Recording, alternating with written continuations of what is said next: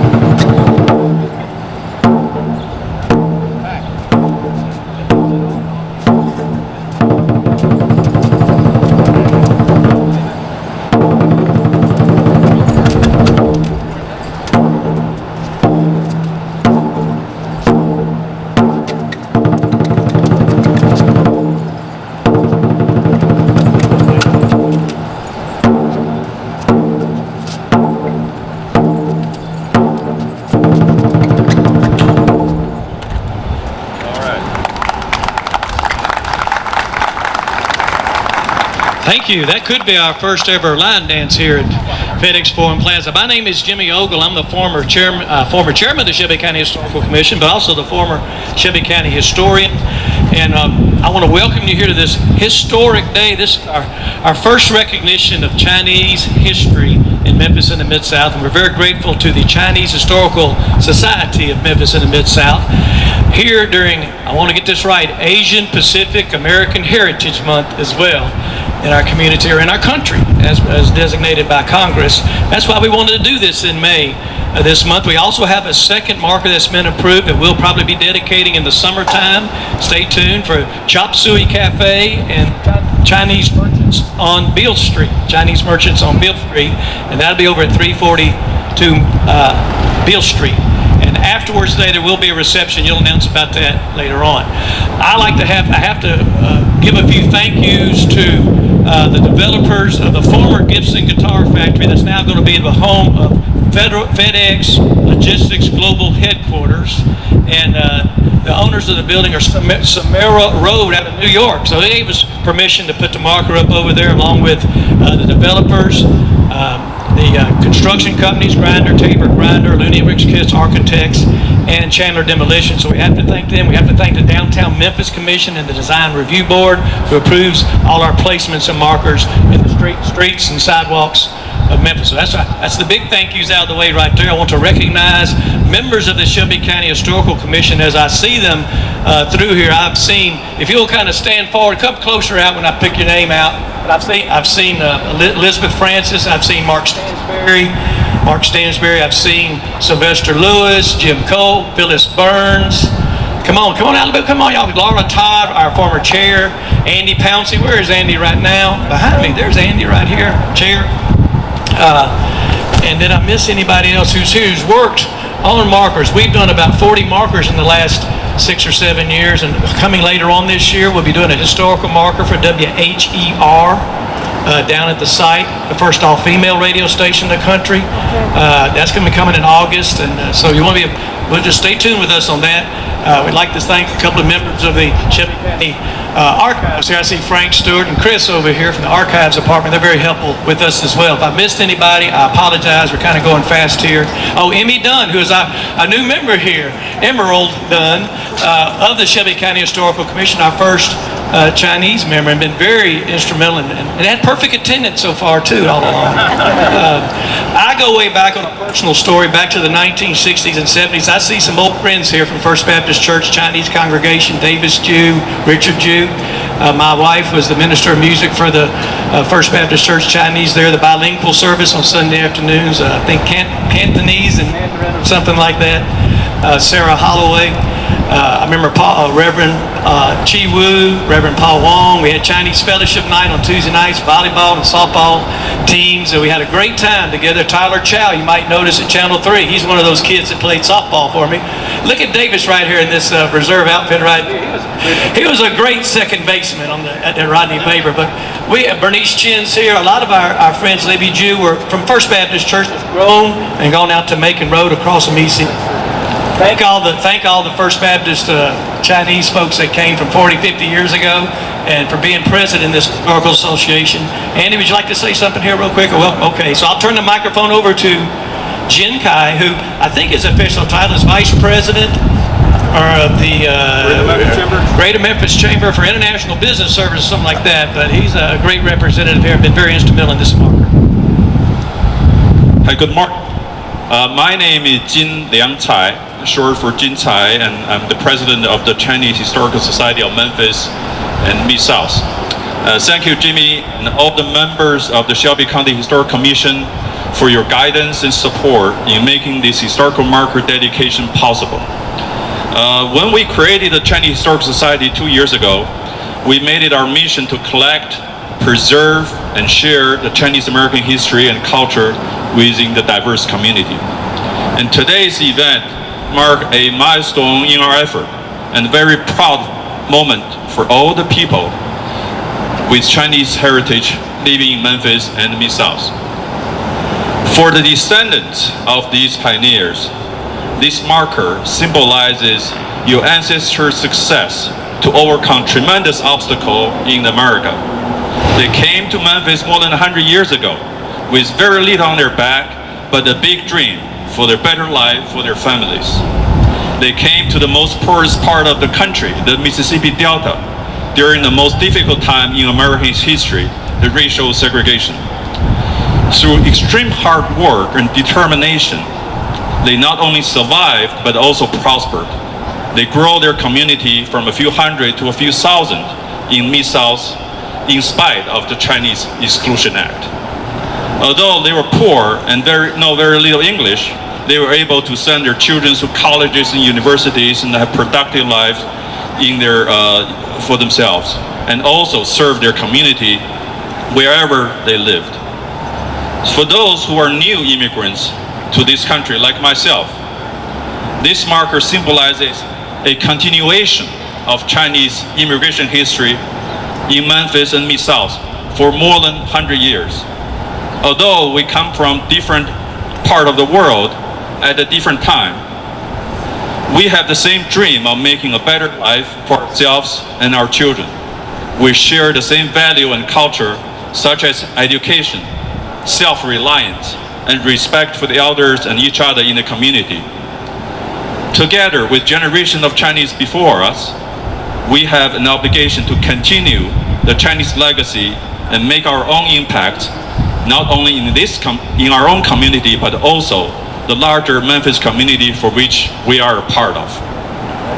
Now, talking about the Memphis community, and as you know, this week marks the 200 years anniversary of the founding of City of Memphis.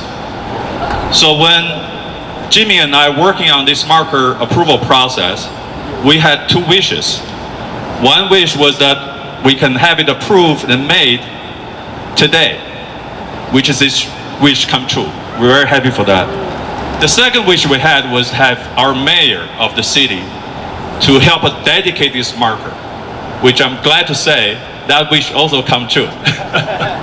All right, for those who don't know, Mayor Strickland has been a big supporter of the Chinese community. No matter how busy he is, he had made time to come to the Chinese New Year celebration every year. And he had worked very hard to improve the public safety, public education, and economic development in this city. All these are issues the Chinese community care very much about. Now, ladies and gentlemen, let me give you Mayor Strickland.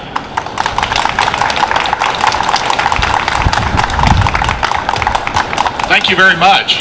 It's an honor to be here. We're here to note and to celebrate the Kong Tin Yee Association in the 1920s. And as was mentioned, it's especially noteworthy because this is our 200th birthday in Memphis. We're going to celebrate it for months and months, so just keep celebrating. And I've often said that over the course of Memphis and today, what makes Memphis great is you. The people of Memphis is what make Memphis great. And part of the reason I say that is the very diversity of our city. It is truly a melting pot with people from all walks of life and from all over the world. That diversity makes us a better place. I think I need to get away from here. That diversity makes us a better place because it teaches us different cultures, different points of view, and demonstrates the benefit it brings into our lives.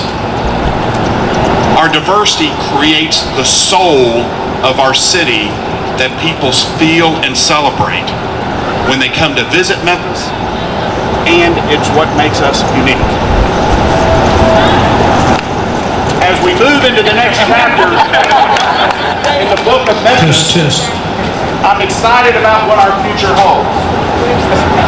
And I look forward to working with groups like you, the ones here today, to celebrate our diversity. Thank you so much for having me here today. Thank you.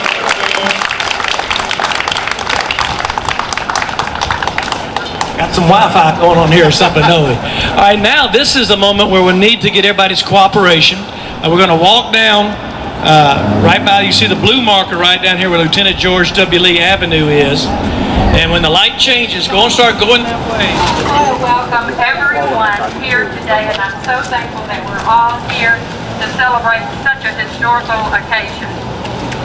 First of all, the people that will be unveiling the marker.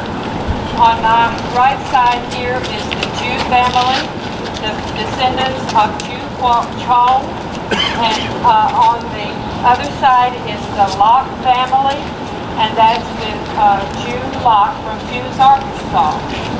I can remember so much good times that we had at the Kong Tin Yee, and I'm so happy that all of you are here to celebrate it with us. If you would, as soon as you hear the drum roll, that's your key to give it a pull, and let's see what our history is.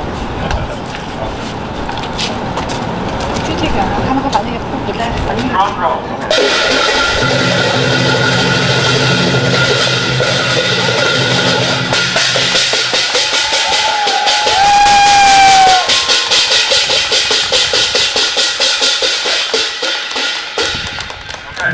Today we're going to have the honor of David Jew and Richard Jew to read the text. Hey,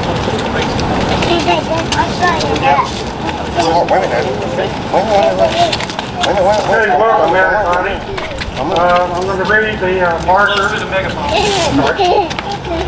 Kong Tin Yee Association. The Chinese settlers established the Kong Tin Yee Association at 233 South Street in the 1920s. Later, moving to 250 Advanced Avenue to offer mutual assistance in the New World. Most of the settlers came from Sitgat region in Canton, now Guangdong province.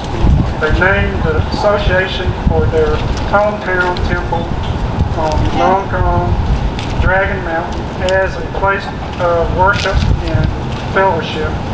Its function as a community center for Chinese living in Tennessee, Mississippi, and Arkansas. Kong sponsor picnics, zoo trips, birthdays, graduations, parties, weddings, banquets, and Chinese holiday celebrations. It extended mutual assistance to the sick and funerals for the deceased. It also served as a boarding house for bachelors who could not live with their families in China. After the passage of Chinese Exclusion Act in 1882.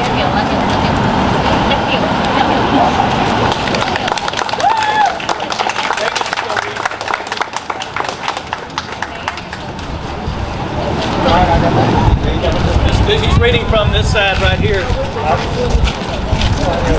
I got it. Okay. Is that close to your mouth?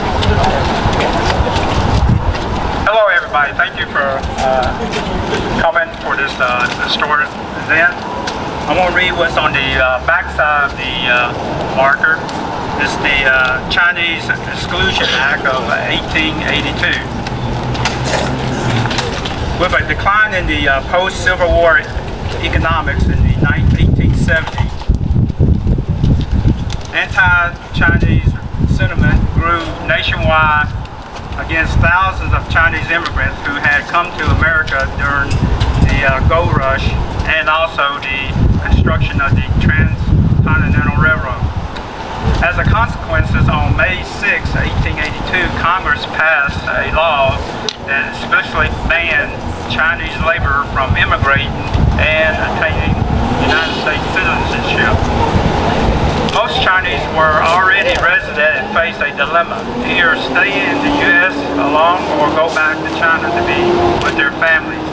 Those who stay endured lifelong hardship, many dying alone in the U.S. without their family.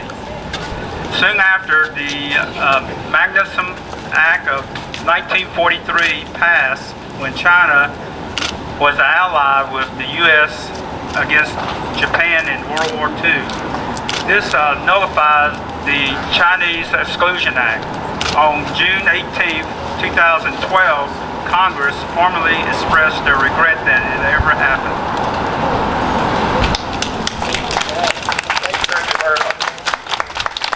Okay, so really after this, we're reading ceremony come to a conclusion. Please feel free to take photos if you want. And there is also a reception that we have prepared for you. It's at the 119 South Main Street at the Center for